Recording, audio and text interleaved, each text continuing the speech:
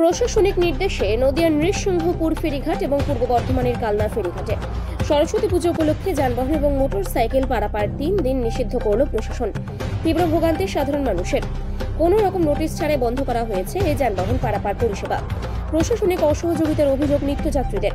পূর্ব বর্ধমানের অম্বিকা কালনাতে সরস্বতী পুজো, আর সে কারণে এই কালনা থানার নির্দেশ ফেব্রুয়ারি মাসের 3 তারিখ থেকে 6 তারিখ পর্যন্ত কালনা ফেরিঘাটে মোটর সাইকেল এবং যানবাহন পারাপার নিষিদ্ধ।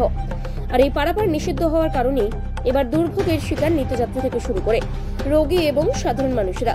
নিত্যযাত্রী এবং সাধারণ মানুষেরা জানাচ্ছেন, হঠাৎ করে এই ঘাটে যানবাহন পারাপার বন্ধ করে দেওয়া হয়েছে এবং কোনো রকম কোনো কিছু না জানিয়ে যানবাহন পারাপারে নিষিদ্ধ আনা হয়েছে কালনা প্রশাসনের তরফে। যদিও রোগীর আত্মীয়রা কি জানাচ্ছেন শুনে নেব।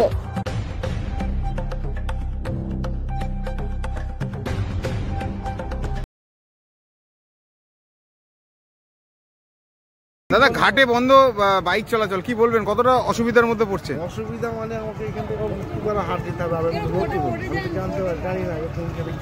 তাহলে এই যে ঘাটে বাইক তুলতে দিচ্ছে না, এটা হঠাৎ করে কি জানানো হয়েছে? হঠাৎই হচ্ছে। আমি কালকেই তো এসেছি সকালে, তাও কিছু বলেনি?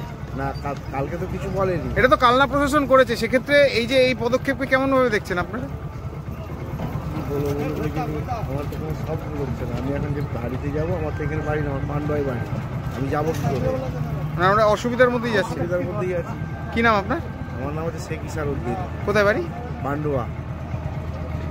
হ্যাঁ দাদা, এই হঠাৎ করে ঘাটে যেটা দেখা যাচ্ছে যে বাইক পারাপার করতে দিচ্ছে না, কি বলবেন? হ্যাঁ, এটা খুবই আমাদের কাছে খুবই খারাপ ব্যাপার। এবং গতকালও আমি গেছি সন্ধ্যেবেলা এখান দিয়ে, কখনো কোনো রকম আমি দেখিনি নোটিশ। এবার আজকে স্কুল টাইমে এসে উনি বলছেন যে সব যাওয়া যাবে না। এটা কি অসুবিধার মধ্যে পড়ছে? প্রচন্ড অসুবিধা। আজকে সরস্বতী পুজোর দিন, আমাদের স্কুলগুলোতে সরস্বতী পুজো, আমাদের সঠিক সময় পৌঁছতে হবে। এবং প্রশাসন সহযোগিতা করছে না, প্রশাসন আমাদের কোনো কথাই শুনছে না। উনি তো বলছেন যে আপনি গুপ্তি বাড়াতে ঘুরে যান। এখন সেক্ষেত্রে তো ঘুরে যেতে তো অনেক সময় লাগে। অনেকটা সময় লেগে যাবে। আমরা ঠিক সময় রোগীরাও তো যেতে পারছে না। প্রচন্ড অসুবিধা, সকলেরই অসুবিধা। কালনাঘাটটা খুবই জনবহুল এবং পারাপারের জন্য যথেষ্ট।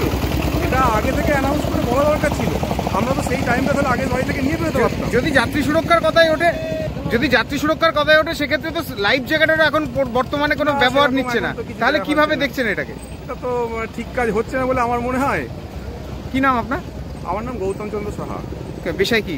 আমি স্কুল শিক্ষক। আবুপাড়ে আমার স্কুল, শান্তিপুরে বাড়ি।